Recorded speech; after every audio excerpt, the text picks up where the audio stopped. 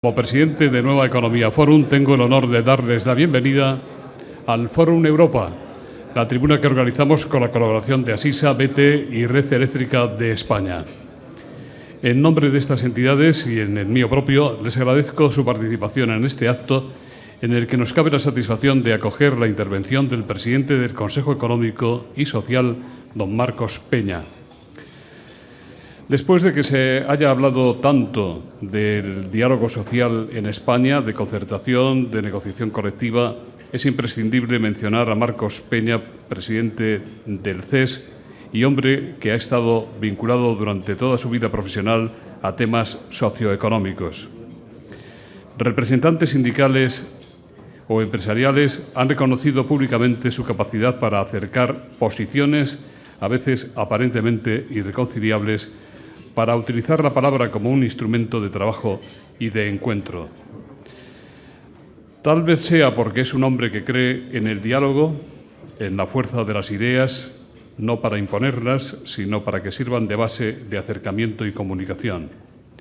Marcos Peña, al que podemos definir como un humanista de este siglo, es presidente del Consejo Económico y Social, CES, un órgano consultivo que tiene precisamente en el consenso y en el entendimiento su razón de ser. Es bueno recordar que el CES es una institución de la que 18 años después de su fundación puede reivindicarse su carácter de observatorio muy cualificado de la realidad social y económica desde una perspectiva múltiple, la que le da el que en su composición estén presentes sectores de intereses muy diversos, sindicatos, empresarios y representantes de la sociedad civil organizada, economía social, consumidores, amas de casa, asociaciones de agricultores, pescadores.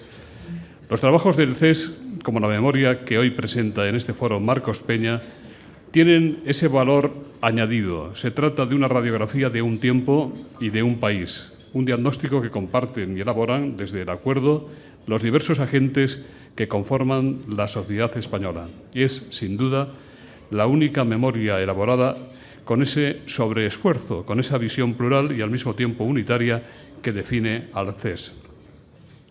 Por eso, precisamente tiene el valor de descubrirnos cuál es la realidad del país, tanto desde el punto de vista económico como laboral y social. Lamentablemente, el propio presidente del CES ha tenido que reconocer que este documento dibuja un escenario sobre el mercado laboral español nada halagüeño y pronostica que España tardará una década en reducir el paro a tasas similares a las de 2007. Distinguido por su excelente calidad humana, por su disposición permanente al encuentro y al consenso, por sus innumerables cualidades profesionales, por sus servicios continuos al Estado, es un honor recibir hoy al presidente del Consejo Económico y Social. Querido Marcos, la tribuna es suya.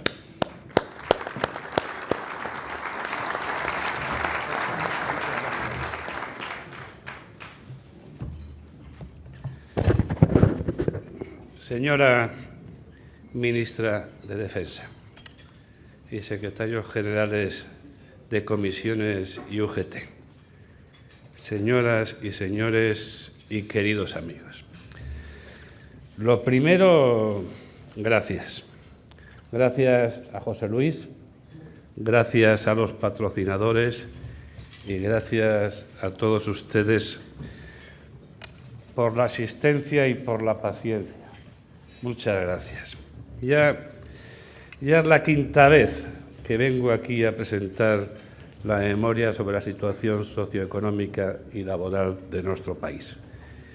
Esta que es la 18ª.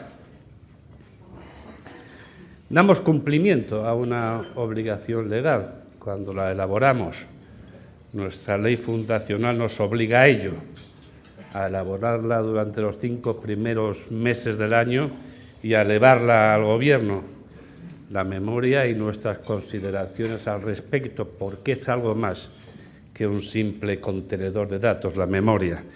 Y así lo hicimos, y así la aprobamos en el pleno del pasado día 30 de mayo, con solo subrayo 2 votos en contra. Antes de intentar explicarla, creo que conviene también antes matizar un poco alguna cosa. ¿Cómo se hace la memoria? ¿Quiénes hacen la memoria? ¿Para qué? ¿Qué significa esto? Este TAC de la realidad de nuestro país que año a año venimos haciendo. Pues miren, la memoria se hace a través de un proceso muy fatigoso, como todo proceso que persigue la participación de los otros y que persigue el consenso. Existe una comisión de trabajo en el CES para elaborar la memoria y que preside el profesor Valdés. En noviembre se reúne dicha comisión. En noviembre se escogen los ponentes de cada uno de los capítulos. José Guillermo Zubía, Miguel González Zamora, Rodríguez Esteban Vera. Empiezan los debates. En diciembre aprobamos el índice de la memoria en el Pleno y a partir de ahí comienzan reuniones bastantes y comienzan las comparecencias. 30 reuniones y más de 6 comparecencias. Entre ellas una que nos honra y que está aquí ahora con nosotros, la secretaria de Estado de Empleo, Mariluz Rodríguez. Se va elaborando la memoria y culmina en el pleno del mes de mayo. Y es una memoria que eso también es interesante destacar, que no está hecha por un gabinete de estudios, que no somos eso, ni nos caracteriza el virtuosismo técnico o jurídico. La memoria lo hacen los representantes reales de intereses reales de nuestro país real, los representantes de los empresarios, de los sindicatos, de los grupos cívicos.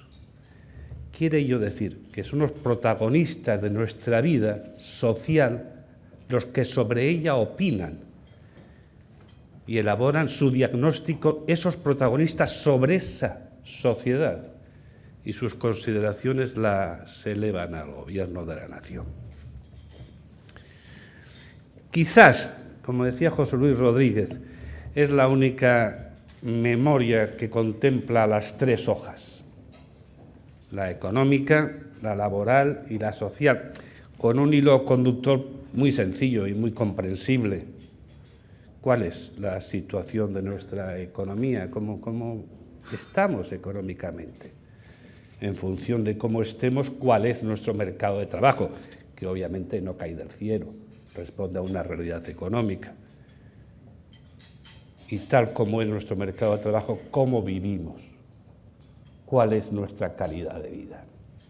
Y de esto ahora voy a intentar hablarles. Obviamente no puedo ni siquiera resumir el contenido de casi 1000 páginas y tengo que elegir algunas impresiones que la memoria me produce, con el riesgo, comprendo, que toda lección al respecto comporta. Creemos que la economía internacional repunta, casi de manera definitiva, como lo demuestra un crecimiento de su actividad del 5%. Obviamente que es un crecimiento dispar, no es un crecimiento homogéneo, porque la globalidad no significa homogeneidad. Y este crecimiento del 5%, un punto más incluso de lo pronosticado, está en una horquilla comprendida casi entre el 7,8, 7,9% de crecimiento de países emergentes y un 3% de crecimiento de los países ya desarrollados. Manteniendo la característica de estos tiempos de que el crecimiento no se traduce en empleo, manteniendo el debate entre austeridad y estimulación y con riesgos en su desarrollo y en su evolución.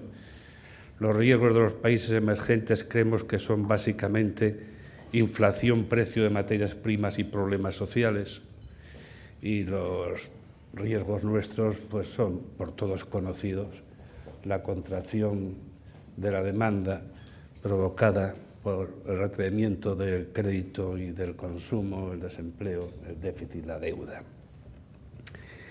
Hace ya bastante tiempo, si no recuerdo mal, creo que ya han pasado 3 memorias, que al hablar de Europa nos referimos siempre a una respuesta tímida, tardía e insuficiente, y a unos problemas de voz, de identificación. y el desajuste institucional europeo consideramos que se mantiene, con unas dificultades enormes en la gestión sistémica de la deuda soberana, con los efectos cada día más singulares de lo que podría llamar el síndrome de la moneda huérfana, de la moneda sin Estado. Se agudizan en nuestra área los problemas derivados pues, de la contracción de la demanda y de la no creación de empleo, con las dificultades para acceder al crédito. Y se produce un desajuste y una paradoja singular, sobre todo para aquellos que hemos participado en la política europea desde hace ya bastante tiempo. Y la paradoja es que de la contestación, de la dificultad, de la imposibilidad de incluir políticas en los tratados, hemos pasado a imponer la aplicación de dichas políticas sin base en los tratados. Y es una paradoja cuya solución está pendiente todavía de resolverse. ¿Qué pasa? ¿Qué ha pasado en nuestro país? Pues lo podríamos calificar 2010 como el incierto final de la recesión. Hemos alcanzado un menos 0,1, con una evolución del último trimestre positiva, con un crecimiento dual, como suele ser habitual en nuestro país.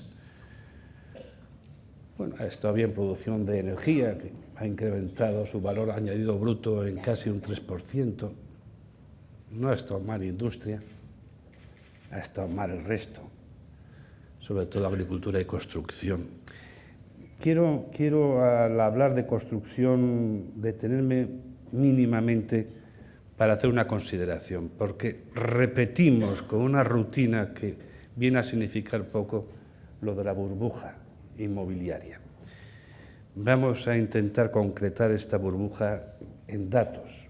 En el tiempo que ha durado la crisis son 3 años, evidentemente una crisis que dura más de 3 años es algo más que una crisis, significa otra cosa, pero bueno, veremos. Miren ustedes, la construcción en el periodo de crisis ha destruido 1.199.000 empleos netos, 1.199.000 empleos.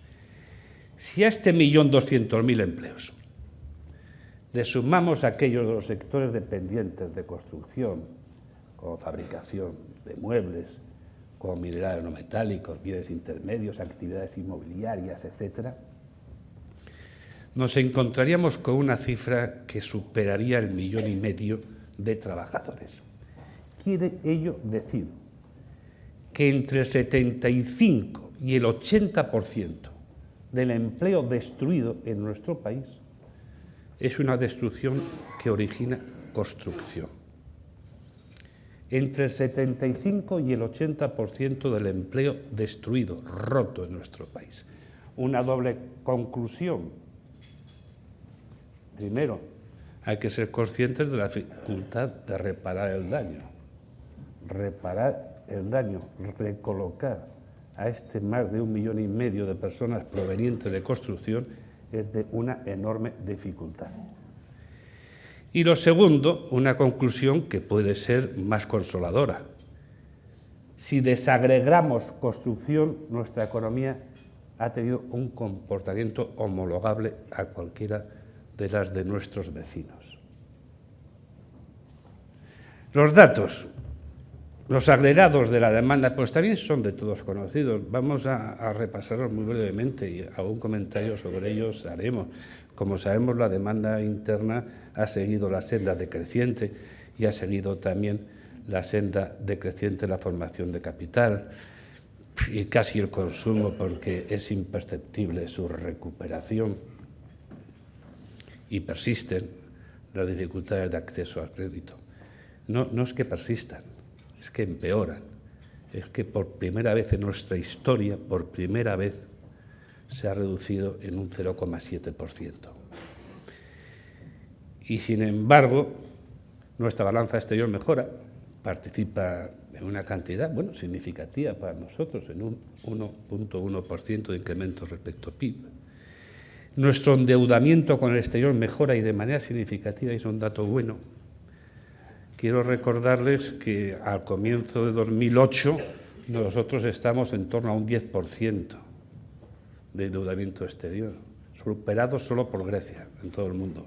De ese 10% hemos bajado al 3,9%, no está mal. Es un buen dato y es bueno también lo del déficit. Los objetivos, bueno, pues se cumplen. Hemos conseguido en el año reducir nuestro déficit en 19.000 millones de euros, que no está mal. La composición de la reducción quizás no sea la deseada. 3/4 partes de estos 19.000 millones son por incremento de ingresos, impuestos, básicamente IVA. Y 1/4 parte por racionalización del gasto. Hombre, el 50-50 sería un objetivo más deseable. Y siendo necesaria, deseable y reivindicable la política de ajuste y de reducción de déficit, hay que reconocer y ser conscientes de que no es inocente, que tiene efectos, y los hemos tenido. Y los hemos tenido en la contracción de sectores básicos para nosotros, como son infraestructuras e investigación, desarrollo e innovación. Hace muchos años que nosotros desde el CER reivindicamos que hay que reforzar el capital tecnológico y el capital físico de nuestro país y el capital humano, obviamente. Evidentemente, las políticas de austeridad repercuten y los efectos, insisto, no son inocentes. Si hablamos de composición funcional de la renta, hay datos que nos interesan destacar, porque otra vez, en el 2010, pues la participación de los asalariados se ha visto reducida en un 1,5%, casi la mitad en todo caso que en el 2009, que si no recuerdo mal fue el del 2,9%. Y esta reducción de los asalariados pues también coincide con la reducción de los costes laborales unitarios reales, que se han reducido también en un 1,6%. Hombre, comprenderán ustedes que no hay que ser muy despierto para darse cuenta que ello significa moderación salarial, que estas cosas no caen del cielo.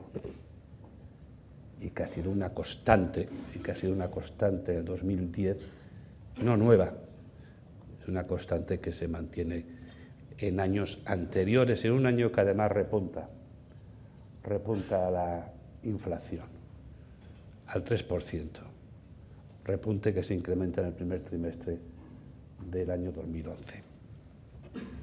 Así han ido las cosas, con otro dato que tampoco es muy positivo para nosotros y que es un dato que es interesante para la comprensión de lo que es nuestro Estado y su funcionamiento y la cooperación institucional, es que se ha ralentizado el proceso de convergencia regional en nuestro país.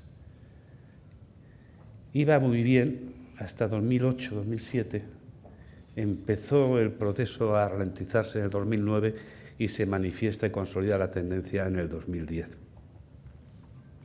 Creemos que es una consecuencia de la pavorosa destrucción de empleo en la construcción.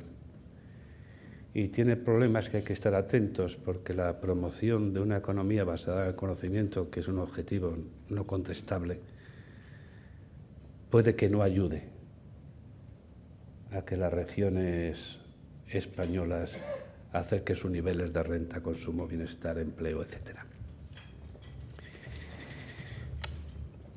Así las cosas. ¿Qué ha pasado en nuestro mercado de trabajo? Pues lo que todos saben, que tenemos una tasa de desempleo del 20,3%, que significaba 370.000 desempleados más, que no quiere decir que haya 370.000 empleos menos. Aparte de que hable un poco de datos reales y olvide la jerga estadística cuando ahora voy a hablar de desempleo, si me tengo que quedar con una frase que identifique lo que ha sido pues, el mercado laboral, nuestro sistema de relaciones laborales en 2010, sería que el malestar real ha convivido con el diálogo social, lo que resulta casi sin broma un milagro, y es una realidad palpable. les decía que me quería alejar de la jerga estadística y quería reflejar una situación de lo que es mi país y lo que ha pasado en estos 3 últimos años, siguiendo un poco un comentario que al inicio hizo José Luis Rodríguez. Nosotros, en estos 3 últimos años, hemos destruido en España 2 millones de puestos de trabajo. Son un poquito más, pero digo 2 millones para que nos quedemos claramente con la cifra. Y la evolución ha sido más o menos la siguiente. 600.000 puestos de trabajo destruidos en el 2008. 1.200.000 puestos de trabajo destruidos en el 2009. Y 200.000, son unos poquitos más, destruidos en el 2010. 2 millones de puestos de trabajo. No es que yo diga que recuperaremos esto en 10 años. Lo que yo vengo a decir es que si nosotros nos proponemos dentro de 10 años tener la tasa de empleo que teníamos en el último trimestre de 2007, venimos obligados a crear 350.000 empleos al año, de aquí a 10 años. No es que yo crea que vaya a suceder o no vaya a suceder, porque no lo sé. Lo que subrayo es que el objetivo es tan ambicioso, el problema es de tal magnitud, la dimensión social del mismo es tan importante que lo primero que hay que hacer es tomar conciencia de ello. Y lo segundo, ser conscientes de que exige un entendimiento político e institucional. Tenemos, y lo sabemos, mucho desempleo, pero es que además tenemos mucho paro, muy mal paro. Tenemos un paro que está muy mal distribuido en nuestro país, muy mal. Es un paro que en el País Vasco o en Navarra ronda el 10 y el 11% en Navarra, y que en el otro extremo de la horquilla, Canarias o Andalucía, roza el 30%. No creo que nadie no sepa que la legislación que se aplica en el País Vasco y en Navarra es la misma que la que se aplica en Canarias y en Andalucía. A lo mejor la responsabilidad en la destrucción del empleo no radica en nuestra regulación del mercado de trabajo. Es un paro que afecta justamente a aquellos que más nos interesan, aquellos en quienes depositamos el proyecto social, los jóvenes. Estamos hablando de más de un 40% de jóvenes menores de 25 años desempleados, 900.000. 900.000. Claro, no es un problema laboral, es un problema social que afecta a la cohesión, afecta al proyecto social, afecta al primer derecho de ciudadanía, que es el derecho del trabajo, y cuya solución no es sencilla, no es fácil. Y es un paro que afecta a jóvenes básicamente y a jóvenes que también están sometidos a un tipo de contrato menos deseable. En números redondos, la contratación indefinida en nuestro país el año pasado no supera el 8%, el 92% son contratos temporales. Pues bien, las 2/3 partes de la contratación temporal en nuestro país, y hablo de en torno a 4 millones de contratos, 3.900.000, no llegan al mes, 3.900.000 contratos, y afectan a estos jóvenes. Y junto a ello, y junto al tema de edad, al tema de contratación, aparece en nuestro desempleo un asunto capital y que venimos repitiendo en nuestro país: la segmentación canónica del siglo XXI, la que se produce entre quienes saben y quienes no saben. El parado es el que no sabe. Porque no sabe, tiene más posibilidades de estar parado y porque no sabe, tiene una dificultad insuperable para salir del desempleo.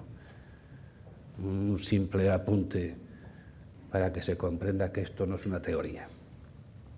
El 59% de nuestros parados tienen formación primaria o primera fase de secundaria. El 10% formación profesional. El 1% son doctores. Este es el perfil del parado español. Es un varón entre 25 y 50 años e insuficientemente formado. Y digo que es un varón porque la evolución del empleo femenino ha sido mejor, ha resistido mejor en la crisis la mujer. Hombre, naturalmente porque la destrucción de empleo hay que reconocer que ha sido en sectores básicamente masculinos. Pero también es cierto que su tasa de actividad ha mejorado casi un punto, roza el 52%, y es un objetivo esencial para nuestro mercado y para el mantenimiento de nuestros sistemas de protección. Mantiene los problemas clásicos que ha venido manteniendo en cuanto a brecha salarial y en cuanto a contratación. Un solo ejemplo también para hacernos una idea de lo que estoy hablando. Los varones tienen un 6% de contratos a tiempo parcial. Las mujeres son 23, no deseado. La horquilla entre 6 y 23 es una horquilla enormemente elevada. Y otro dato para comprender lo que significa el empleo en nuestro país, otro dato que damos importancia porque creemos que es significativo. Miren ustedes, durante el periodo de crisis, el empleo en el sector público ha subido un 8,8%. Voy a repetirlo, ha subido un 8,8%. El empleo de los trabajadores por cuenta ajena ha descendido un 13%. El empleo de los trabajadores por cuenta propia ha descendido en un 14,4%. ¿A quién protejo yo? ¿Cuál es el objetivo de protección?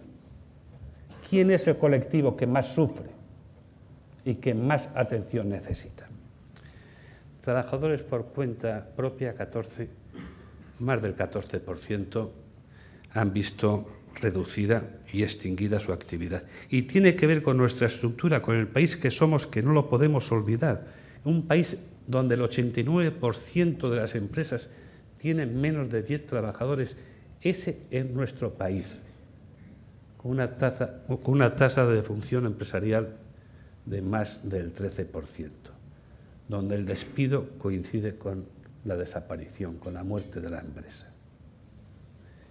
Y que obviamente es un sector prioritario en la protección, en la promoción y en la formación de ese empresariado. ¿Esto qué explicaría esta situación que realmente es pavorosa? Pues una época de contestación social potentísima, la hegemonía del conflicto. Pues miren ustedes, el número de horas de trabajo perdidas por huelgas se ha reducido a la mitad entre el 2010 y el 2009. Esto ha caído del cielo. Esto es consecuencia de la responsabilidad y del oficio de los agentes sociales españoles, que no nace, por supuesto, ahora, que es muy antigua. Y, por favor, deberíamos nosotros imaginarnos uno a uno en esta situación qué sería de nuestro país si viviera un conflicto diario, un conflicto de los de verdad, aquellos que representan los conflictos entre trabajadores y empresarios. Es un alivio que exista el clima de diálogo que existe. Y es una obligación reconocer el mérito. Y es una obligación que se cumple muy pocas veces en nuestro país, porque está de moda ese desprecio intelectual y soberbio respecto a los agentes sociales, respecto a las organizaciones empresariales y a los sindicatos. Porque se ha conseguido combinar el diálogo con el desacuerdo. Se ha conseguido combinar el diálogo incluso con la huelga general de septiembre. No voy a hablar del acuerdo sobre empleo e innovación colectiva. ni la huelga de septiembre, ni cómo se gesta en el último trimestre del año algo que muchos consideramos esencial, que es el acuerdo social y económico que contiene la reforma para garantizar la viabilidad de nuestro régimen de pensiones y que se acuerda en el único país de Europa.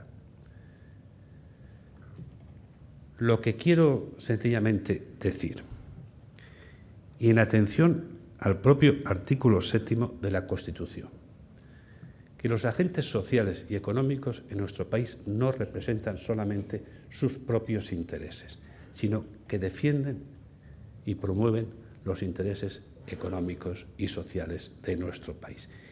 Y dan prueba de ello. Se puede no haber acordado, pero es que a un sujeto institucional a acordar no se le puede obligar, se le puede obligar a negociar. Se le puede obligar a negociar. Y han estado negociando más de 4 meses para conseguir un acuerdo que por ahora, subrayo por ahora, aún no se ha conseguido. Por lo tanto, lo hago a menudo y me satisface hacerlo, y máxime si estoy acompañado de gente a la que me une tanta relación como Cándido y como Ignacio, que están aquí presentes. Personal e institucionalmente, reconocimiento y agradecimiento. Vivimos peor, qué duda cabe, ¿no? Qué duda cabe. Aumenta, no significativamente, pero aumenta el riesgo de exclusión, que ronda el 23,3% de nuestra sociedad. No nos alarmemos, que en Europa estamos en el 23,1%. Entonces, cuando decimos que el riesgo de exclusión, el riesgo de pobreza en España es del 23,3%, madre de Dios, ¿qué está pasando? Bueno, pues está pasando, desgraciadamente, lo que está pasando en el resto de nuestras sociedades. Es una sociedad que ha ralentizado un poquito la evolución demográfica, que mantiene, porque lo sabíamos, la inmigración, que no es un fenómeno transitorio, que insiste en el envejecimiento, que estamos, como sabemos todos, en el 16,6, y duplicaremos este porcentaje de mayores de 65 años en el año 2050, el envejecimiento y el envejecimiento del envejecimiento. Es una población que, aparte de ese riesgo de exclusión, tiene el desempleo que hemos comentado. Una sociedad y una situación difícil. Y entonces, ¿cómo podemos identificar el ámbito que nos ocupa ahora, el de la calidad de vida, el social, lo que ha pasado? Mire, pues lo que ha pasado es que, a pesar de todas las dificultades que son enormes, las redes de protección que hemos hecho los españoles aguantan. Han resistido. Bueno, pues esto será un mérito del que al menos deberemos estar contentos. Las administraciones de la Seguridad Social han empezado a entrar en déficit, pero el sistema no, que ha tenido un superávit del 0,22. Esa distinción entre administración y sistema se produce si se incluyen las operaciones financieras o no. Y la característica quizás más señalada, la que puede mover a un mayor orgullo que falta nos hace, es que de todos los colectivos nacionales, el que menor deterioro en su renta disponible ha tenido durante la crisis ha sido el colectivo de pensionistas. No es una teoría, es una constatación de la realidad. Y esto tiene que satisfacer a este pueblo, que haya sido así, porque no son 3, que estamos hablando de 8.070.000 personas. Una cantidad que asciende casi al 7% del Producto Interior Bruto. ¿Y qué hemos conseguido? Pues una pensión media de aquellos que se han dado de alta en el 2010, pues que está en los límites de la dignidad, 649 euros de media de pensión. Es decir, ha aguantado el sistema, se ha comportado bien. Nosotros en el CES hace bastante tiempo que tenemos una especial ocupación, más que preocupación, por nuestro sistema de salud. Creemos que es garantía de cohesión social y garantía de igualdad en nuestro país. Y nos gusta insistir en una cosa que también a menudo se olvida. El 69% de los españoles consideran que este sistema funciona bien o bastante bien. El 69%.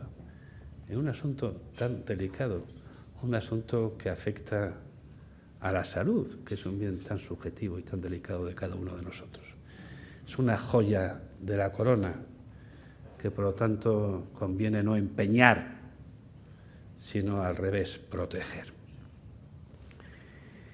Y bajo esta óptica y bajo el convencimiento de que tiene una ocupación del 6,2% de empleo en nuestro país, con el aporte tecnológico que significa, contemplamos siempre sanidad.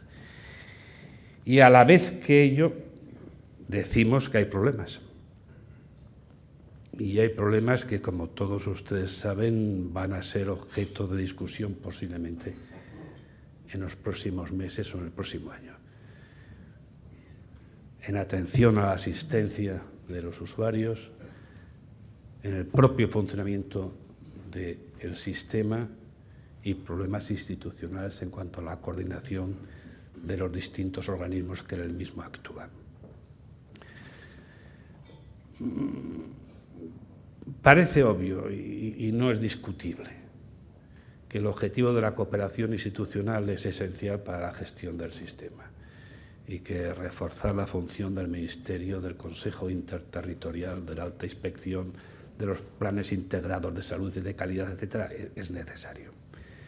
Pero también es conveniente reforzar otra cosa, que es la eficiencia del sistema en asuntos básicos como son la política centralizada de compras y la gestión de recursos humanos. Consideramos que la política de empleo por antonomasia es la educativa, es la que moldea el factor humano, que es el factor estratégico, y todos sabemos que la riqueza de las naciones radica en su conocimiento. Y consideramos totalmente necesario vincular la formación a su destino, que es el trabajo, que es la empresa, y que no puede haber disociación entre academia y empresa, nada más peregrino que esas pancartas que dicen fuera la empresa de la universidad. Es un poco sorprendente. En fin, miren ustedes, tengo que acabar, aparte de que me lo dicen porque coincidía, con una sola conclusión, una conclusión propia de un exalumno de jesuitas, ¿no? Una conclusión ignaciana, que venía a decir aquello de no deis más de un mensaje porque corréis el riesgo de confundir al infiel, ¿no? Entonces, un solo mensaje quiero decir. Les he dicho que nosotros en el año 2009 destruimos 1.200.000 empleos y en el 2010 200.000. Y que podríamos decir, hombre, las cosas van mejor. Hemos dado un salto cualitativo, están mal, pero podríamos sentir que están mejor. Y sucede justamente lo contrario. Estamos en un clima de abatimiento social, un clima de depresión social que, como todos saben, repercute al consumo, a la demanda agregada y a la actividad. Y ahí estamos en la necesidad de dar confianza, de rearmar a esta sociedad. Y es una obligación política e institucional. Y es un objetivo absolutamente necesario y debe ser acometido cuanto antes. Con esa trilogía que es necesaria, el entendimiento político, al menos en el diagnóstico compartido, la cooperación institucional entre todos los poderes públicos y como remate, no en el origen, el compromiso social para repartir la carga y el sacrificio. Miren ustedes, el crédito financiero para muchos de nosotros es un asunto de una importancia enorme, pero les aseguro que tan importante como este crédito es el crédito político y el crédito institucional. Muchísimas gracias y muy buenos días.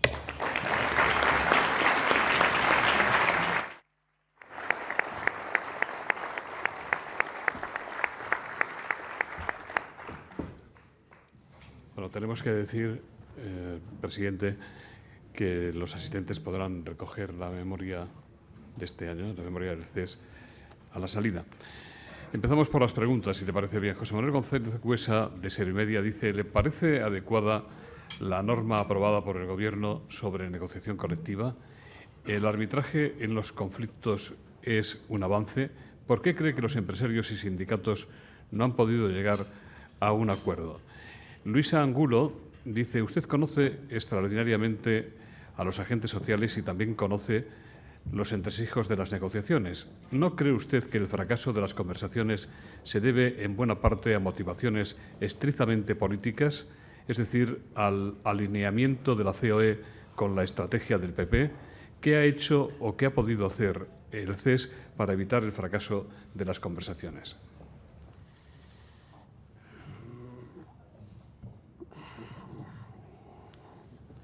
Voy a empezar por el final. El CES no ha hecho absolutamente nada, porque no le corresponde hacer algo al respecto.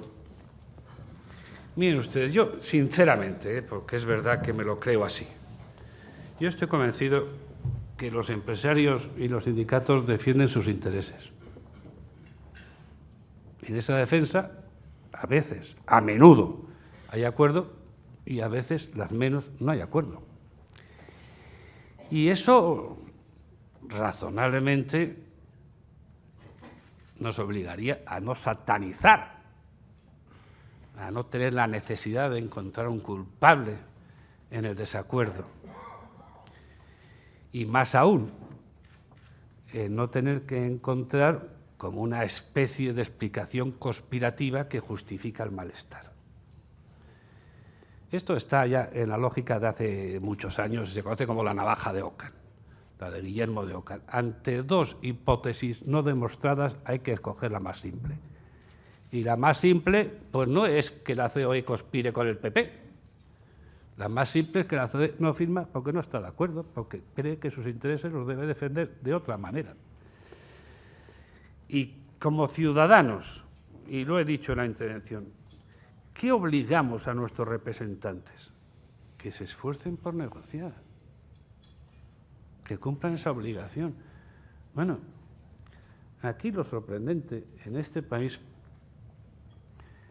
es que los sindicatos y la COE están todo el día sentados para una cosa o para otra. Si acuerdan, lo que acuerdan es insuficiente, no vale para nada. Bueno, ¿para esto? Que no hubiera negociado. Y si no acuerdan, son unos irresponsables. Oiga, es que aquí hay muy poca gente que se siente en nuestro país con intereses encontrados a negociar todos los días. Y estos señores lo hacen. Es decir, yo veo un desarrollo normal de las cosas y desde hace años huyo de la explicación conspirativa. ¿Qué decía? Pues que la obligación de los agentes sociales es negociar. ¿Y la del gobierno cuál será? Pues gobernar. Y hace un decreto ley que entra en el Parlamento y que tendrá un desarrollo que se analizará pues, cuando concluya. Al respecto podemos decir un par de cosas, ¿no? Pero más que al decreto en sí mismo, a lo que pensamos sobre negociación colectiva. Pensamos que es buena una regulación cuando más capacidad da a las partes para negociar, cuando sea más dispositiva. ¿Esta es más dispositiva o menos dispositiva? Bueno, yo creo que las partes tienen más capacidad para negociar y el reforzamiento de las comisiones paritarias y todo eso, muchos de nosotros veníamos reclamándolo. Daño no creo yo que haga. Puede ayudar a la flexibilidad, la famosa bolsa del 5%, puede ayudar o no, veremos. En todo caso, es un objetivo adecuar negociación, necesidad de empresa compartido por todos. Y después entra la cuestión del arbitraje y la cuestión de si es constitucional o no es constitucional. Lo veremos. Saben ustedes que el derecho no es una ciencia exacta y que es difícil y arriesgado afirmar con contundencia, pero quiero hacer alguna aclaración. Nosotros estamos hablando de que el arbitraje obligatorio es inconstitucional en base a la famosa sentencia de marzo del 81 que venía a lavar la cara al decreto ley de 1977.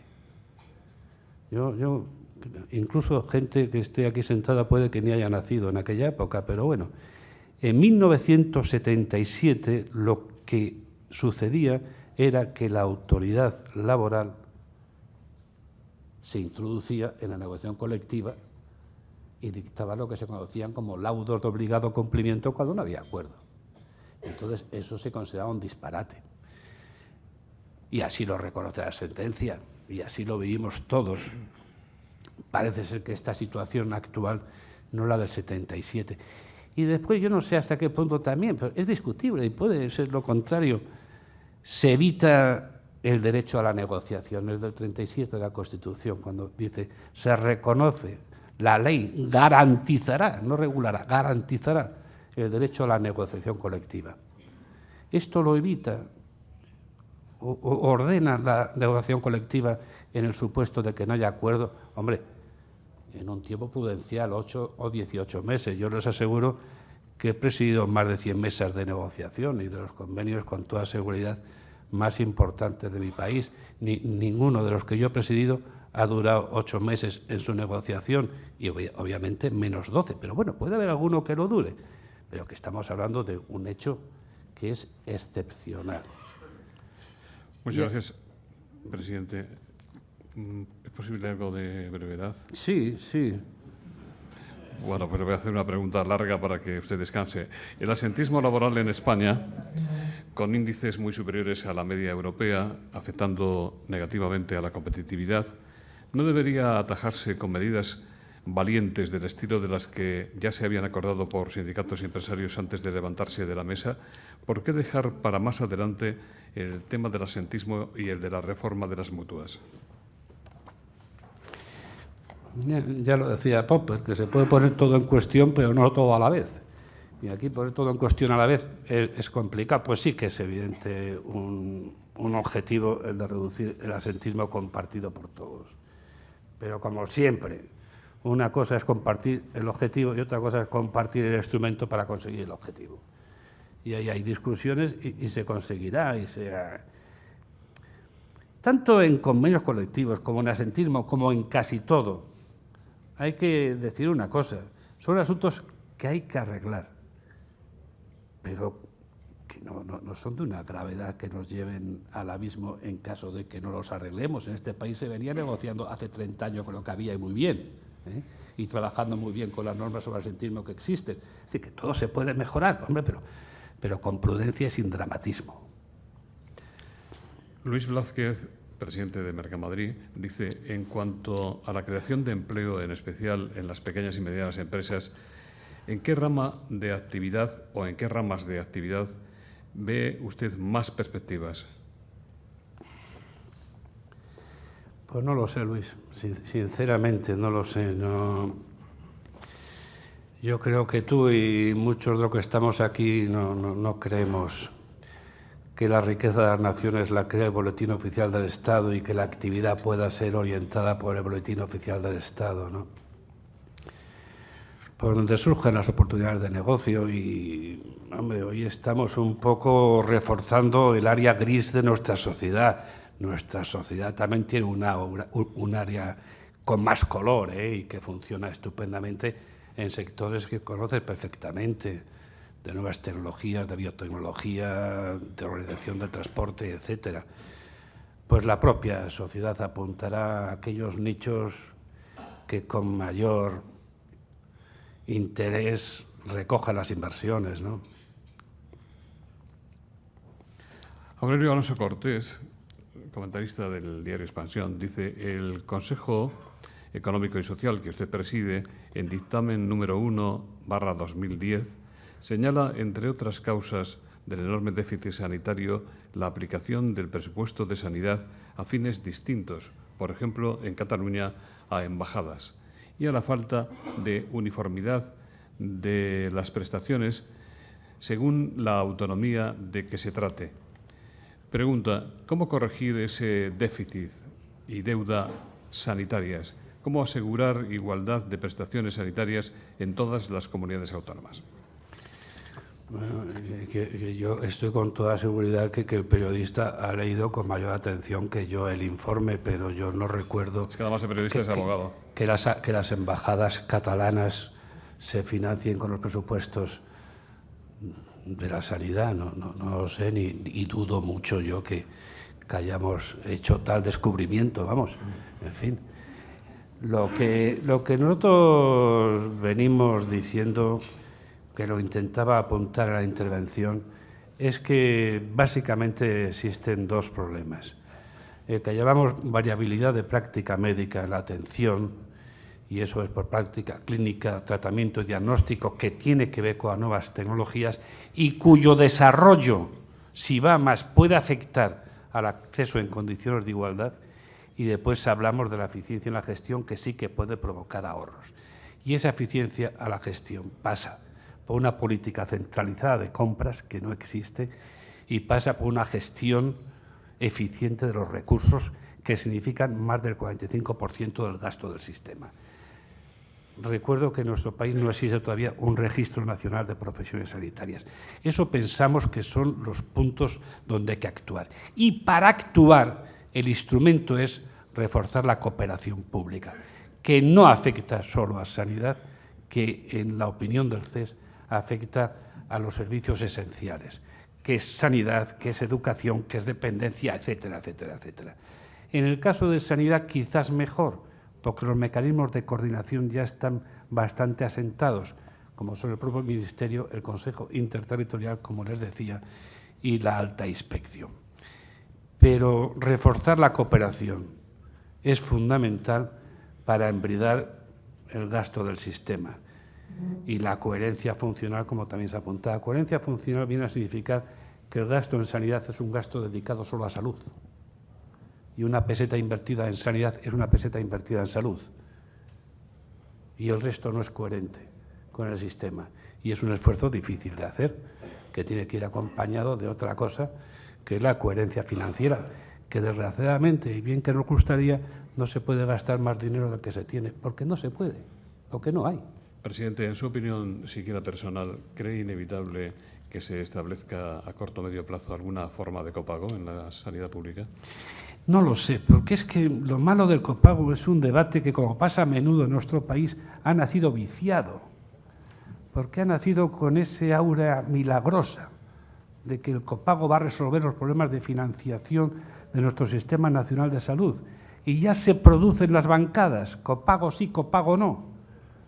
Y entonces pues no sabemos qué va a aportar en el déficit financiero, o es que va a mejorar el tránsito en el sistema, que es muy importante. Lo que yo creo que tenemos que hacer es contemplar el copago y lo que cualquiera proponga con un cierto espíritu laico, sin escandalizarnos, a ver si es bueno o es malo, a ver, es de verdad me ahorro mucho, de verdad lo puedo gestionar. Pero no con ese dramatismo visceral que desafortunadamente nos viene caracterizando. El sistema tiene que estar asegurado porque es vital y hay que hacer lo que sea para que el Sistema Nacional de Salud viva, y viva bien, y pague sus deudas, porque no afecta solamente el retraso en el pago a los grandes proveedores, que desde los grandes proveedores llegamos a la lavandería de la esquina que no se le paga y tiene que cerrar una pequeña lavandería que ocupa a 2 trabajadores. Un problema real, a todos nos importa. Santiago Elorriaga, en su pregunta, señala que la memoria del CES refleja que el Estado ahorró 19.000 millones de euros en 2010 y le pregunta si no le parece lamentable que las 3/4 partes de la reducción del déficit se deban a la subida de impuestos y solo un 25%, una cuarta parte, corresponda realmente a una reducción del gasto público. Bueno, vamos a ver, todos los que estamos aquí, que tenemos que ver algo con estas cosas, sabemos que el gasto, por su propia naturaleza, tiende a la expansión. No que se haya frenado la expansión, sino que incluso se haya reducido. Y ya es una cuestión de mérito, una cuestión de mérito. Y si encima se ha reducido en la cantidad, que es una cantidad significativa, pues también. Que la composición sería deseable quizás que fuera de otra manera, pues es posible que fuera deseable. Pero nosotros tenemos que ser conscientes que por ahora lo fundamental es conseguir la reducción del déficit. Y el compromiso con la reducción del déficit, que obviamente no es algo alegre ni a nadie satisface, pero es necesario. Nuestro posoperatorio va a ser lento y doloroso y hay que asumirlo. Alfonso Jiménez, presidente de People Matters, dice: ¿cómo está afectando la destrucción de empleo en la inmigración? ¿Cuántos inmigrantes han pasado a ser ciudadanos españoles? ¿Cuántos inmigrantes han formado parte de la población activa desde finales del 2007? Mire, no tengo los datos, que los tenemos y constan en la memoria, pero no le puedo responder con exactitud. Lo que quería dejar claro, porque se contestaba, había sectores que decían que no iba a ser así, que la inmigración no es un fenómeno transitorio. Al ser un fenómeno permanente, no permite legislación transitoria o excepcional que la regule. Nuestras sociedades se van a tener que acostumbrar a esto como una realidad más, y tan buena y tan mala como cualquier realidad nacional. No se han ido en una cantidad significativa que modifique su presencia estadística, y van a seguir. Y van a seguir. Usted ha dicho, presidente, que la memoria, además de ser un retrato de la realidad del mercado laboral, es un estado de ánimo de la sociedad española. ¿Qué valoración hace del movimiento 15M? ¿Refleja realmente el estado de ánimo de los españoles? ¿Cree que este movimiento se irá disolviendo poco a poco o dará aldabonazos de vez en cuando? ¿No le parece significativo que los indignados se hayan manifestado sonoramente contra todos los alcaldes del PP, algo menos contra los del PSOE y en absoluto contra los de Bildu? José Manuel González Huesa dice: ¿qué le parece el movimiento de los indignados que han pasado de la Puerta del Sol o la Plaza de España a concentrarse delante de los parlamentos? Yo me imagino que alguno de los presentes comprenderá que no sé de todo, ¿no? Yo creo que para esto sí venía preparado. Mire, yo voy a decirles pues lo que pienso, porque no sé hacer otra cosa.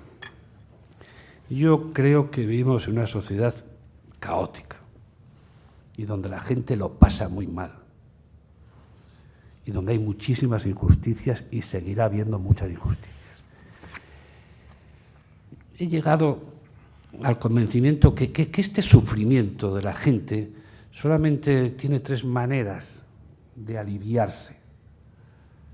Una es con una sanidad al alcance de todos. Otro es una educación que permita acceder en igualdad. Y otro es el régimen de pensiones. Yo creo que eso es lo único que alivia el malestar. Por eso yo nunca hablo de los regímenes de bienestar, sino de malestar social, que gestionan el malestar. Esto no cae del cielo, esto es muy difícil. Y lo tienen muy pocos países en el mundo. Y lo ponen en pie los políticos. Lo ponen en pie los políticos y permiten las instituciones que continúen estando en pie respecto a su gestión. Yo creo que la reivindicación de la clase política es esencial en mi país. Es esencial. Y creo que mi país no tiene una crónica política, no hay narración política. Cree que todo ha caído del cielo y es mentira. No ha caído del cielo, ha sido obra nuestra a través de nuestros políticos, que para empezar son los únicos que elegimos. Y muchos millones de personas eligen. Por lo tanto, yo respeto a políticos y considero que las instituciones son imprescindibles para que esto sufra menos. Y yo, sinceramente, yo no he oído nada por ahí respecto a lo que más me interesa, de cómo se financia el sistema de sanidad, cómo aguanta, cómo sigue siendo un sistema público al alcance de todos, y mi educación cómo va a ser, y mi régimen de pensiones. Yo es que creo que lo progresista en mi país es pasar de 65 a 67 años. Y no creo que haya que hacerlo porque se está obligado, a pesar de, con mala cara, porque creo en el sistema y porque lo defiendo y porque lo defiendo yo. Pues eso es lo que me interesa. Y la indignación, pues a mi edad ya es una coartada moral que vale para poco. Lo que vale es porque funcione lo poquito que tenemos. Santiago González, de la Unión Sindical Obrera, dice: las reformas laborales, de pensiones y de negociación colectiva refuerzan la tendencia de disminución del porcentaje de rentas laborales en la renta nacional. ¿No se va a ahondar o no va a ahondar la crisis esta tendencia? Pues claro, con una evolución mejor, ya lo hemos dicho, del 1,5 en el 2010 al 3%, el 2,9 en el 2009, vamos mejor. Pero sí que todo eso no es producto de la regulación del mercado de trabajo, es producto de la realidad económica. Pero si trabajan 2 millones de personas menos, ¿cómo no vamos a ser más pobres? ¿Cómo no se va a ganar menos? Es una realidad incontestable, una realidad contestable. Hombre, lo que es positivo, ¿no? Y yo comprendo que cuesta comprenderlo, ¿no? Cuesta comprenderlo. Es que en esta situación tan dramática la reivindicación salarial pues sea moderada y se consiga un acuerdo para 3 años con una orientación de incremento salarial moderado. Cuesta comprenderlo, pero es imprescindible. Es lo que decía antes, hay que agradecer estos comportamientos. Y posiblemente en el 2011 la participación de los asalariados en la renta nacional pues siga siendo negativa o muy cercana al cero. Y bueno, pues... Ignacio Boqueras le hace ya la última pregunta y le pide que hable usted de la productividad, de la conciliación, de la igualdad, de la conciliación de horarios. Asignaturas que, dice Ignacio, están pendientes y que no vamos a aprobar probablemente esta mañana, pero usted puede hablar lo que guste. Sí, yo lo primero, al dirigirme a Ignacio Boqueras, yo creo que las asociaciones tipo las que él promueve enriquecen nuestra sociedad y, por lo tanto, muchas gracias, ¿no? A mí el tema de la igualdad es un tema que cada día me está importando más, ¿no? Y no con una vinculación emotiva, incluso ética, a la igualdad. Yo creo que afecta al funcionamiento del sistema, ¿no? Y que para que el sistema sea eficiente, la sociedad tiene que ser igualitaria. Creo un comentario, ya que está aquí nuestra ministra de Defensa, ¿no? Hace poco tiempo me regaló un libro sobre la igualdad, que está hecho por 2 investigadores ingleses, Wilkinson y Piquet. Intenta demostrar la relación que existe entre la desigualdad y los problemas de salud y los problemas sociales. Y hace una serie de cuadros para identificar la situación de cada país en atención a su igualdad y a los problemas de salud y sociales. Quiero deciros una cosa que es un poco sorprendente, pero como no lo tenemos en consideración ni lo valoramos, España solo es superada por Japón, Holanda, Suecia, Dinamarca y Noruega.